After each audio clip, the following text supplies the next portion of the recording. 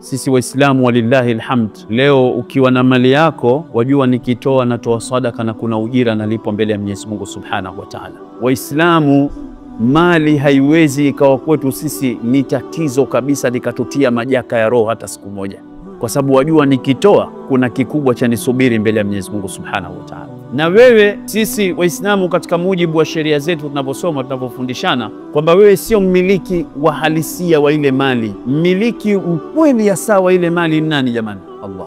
Ndio maana mwenyewe anasema kwenye Qur'anul Karim, wa atuhum min mali llahi allati atakum, wapeni hawa katika mali ya Mwenyezi Mungu ambayo kwamba amekupeni nyie. Wa atuhum mimma ja'alakum mustakhlafina fi, toeni katika kile ambacho kwamba nyie ni makhalifa tu, wasimamizi. Na ukitaka kujijua kwamba wewe ni msimamizi wa hii mali, mmiliki mkweli ni Allah, uenda uulizwa jinsi ulivyoichuma na jinsi utavyoitumia hii mali. Ndio maana kwenye Qur'anul Karim Mwenyezi Mungu Subhanahu wa Ta'ala sehemu nyingi anazozizungumza mali, ima ataiambatanisha na umauti, ima ataiambatanisha na siku ya Kiyama. Akizungumza mali mara nyingi utakuta kuna umauti utazungumza tu karibu pale.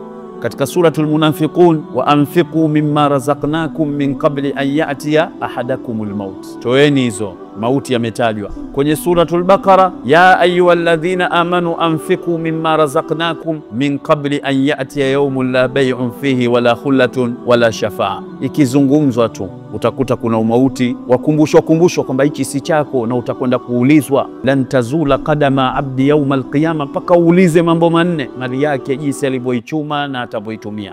Sasa Muislamu kwa kuwa yuko na hizi kanuni, mali kwake yeye haiwezi ikawa mtihani hata siku moja.